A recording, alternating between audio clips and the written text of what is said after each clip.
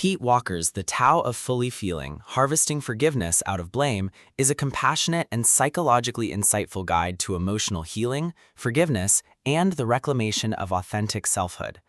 Known for his work on complex trauma and recovery, Walker here focuses on the transformative power of fully experiencing emotions, especially those that are often suppressed, such as anger, grief, and blame. His central argument is that healing requires not avoidance, but engagement. By fully feeling our emotions, we can move beyond resentment and cultivate forgiveness. The book begins with Walker's premise: emotions are pathways to healing. He insists that feelings are not obstacles, but guides. When we suppress emotions, we remain trapped in cycles of pain and resentment. By contrast, when we allow ourselves to fully feel even the most difficult emotions, we open the door to transformation. A major theme is blame as a stage of healing. Walker argues that blame is often demonized, but it can be a necessary step in processing trauma. By acknowledging blame, survivors validate their experiences and reclaim agency. Blame, when fully felt, can eventually be released, paving the way for forgiveness. Another key theme is forgiveness as harvest. Walker emphasizes that forgiveness is not forced or premature. It emerges naturally when emotions are fully processed. True forgiveness is not about excusing harm, but about freeing oneself from the burden of resentment.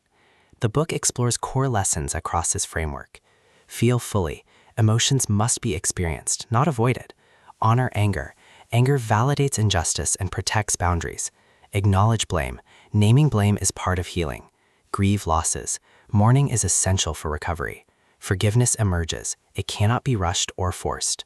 Self-compassion. Kindness toward oneself fosters healing. Boundaries matter. Emotional clarity strengthens relationships.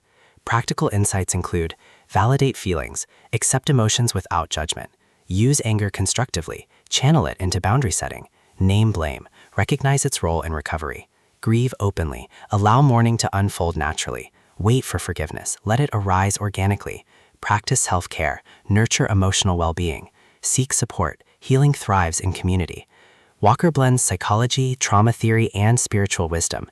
His style is empathetic and accessible, making the book resonate with survivors of trauma and those seeking emotional growth.